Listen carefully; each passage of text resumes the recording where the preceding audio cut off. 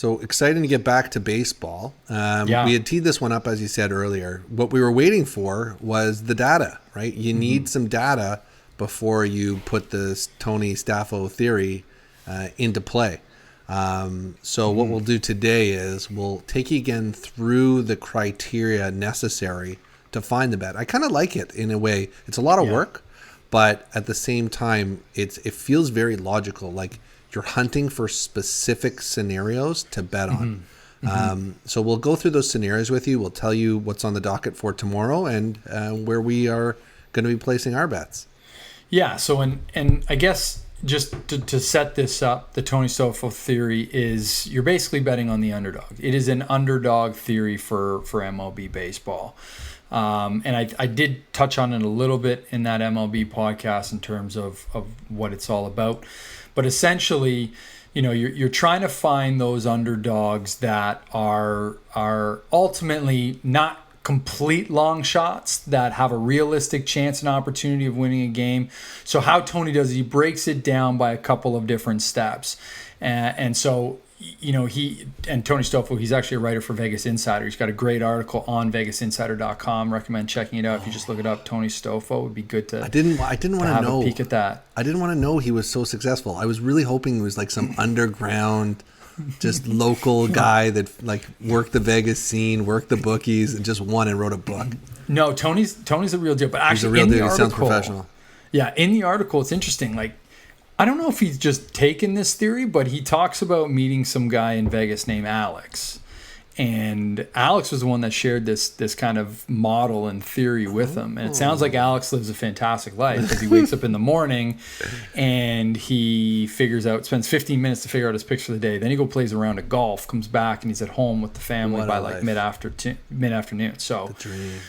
yeah, that sounds like a fantastic gig. And he's making, I think it said he banks about, $20,000 a month throughout the course of the MLB season. Again, that's all relative to whatever your bankroll is. We're going to talk a little bit about that. When you've been doing right? this since the 60s, right? Everything's great. The 60s. I'm dating Tony right now. Like I don't know how old he is actually. But I think that's a valid point too, because the theory has been around for a long time. Like this article that was written by Tony, long time ago. Talking like 2004, long ago.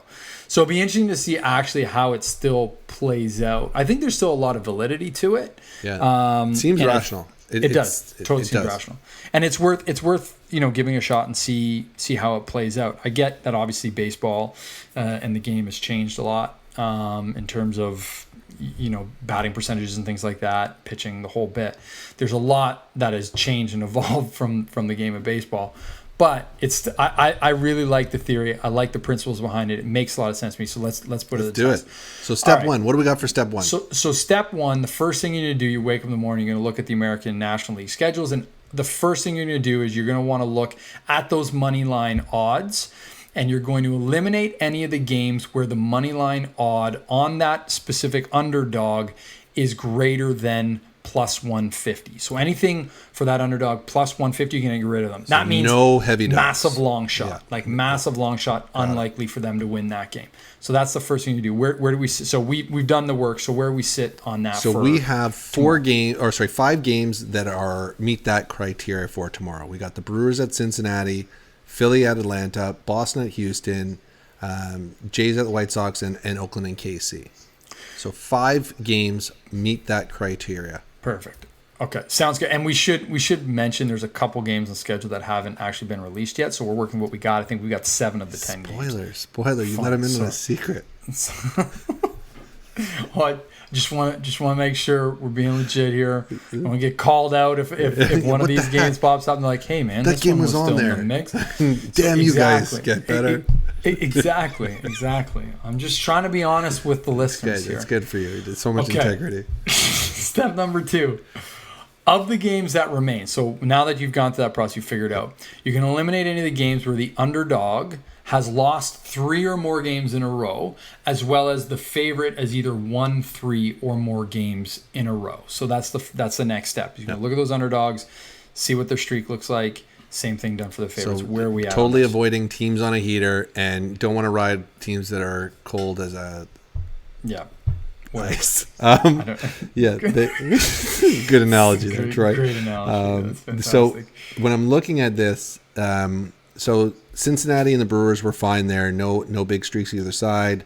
Philly, Atlanta, we are good, so that's still alive. Boston, Houston, we're still good. Jays and the White Sox, we're still good. However, Oakland and KC has lost 4 in a row. So we are eliminating KC from the criteria, and they're out. So we're down to 4 teams available. Bye-bye KC, down to four potential bets here. Okay. So step number 3 in the process, we're going to take a deeper dive into the pitchers. So first thing you're going to do is eliminate any games in which the favored team's pitcher sits among the top 20 in ERA for both the AL and the NL. So that's the next steps. You're going to dive deeper into the stats, look at the pitchers of those favorite teams who sit in the top 20. Where are we at? So I'm looking at Peralta. He is sitting in the top 20, so that eliminates the Brewers in Cincinnati. We got Wheeler sitting in the top 20, 16th. So that eliminates Philly and Atlanta from the betting. However, we got 2. We have Rodriguez and Ryu both available. Okay, so Eduardo Rodriguez and Ryu keeps us alive with 2 potential games.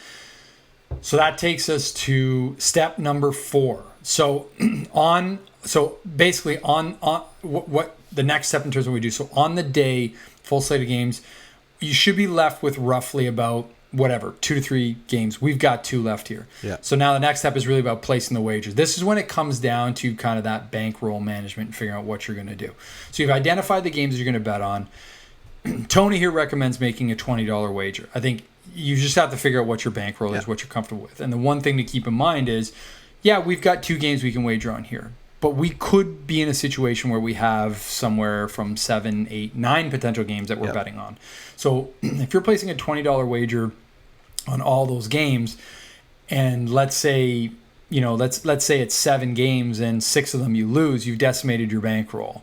And if you don't have the bankroll to back it up for the next day, the theory basically is null and void because now you're having to put more money in the account and it doesn't work. So you've got to think about that and identify what makes sense from a wager perspective in terms of what you're looking at from day to day.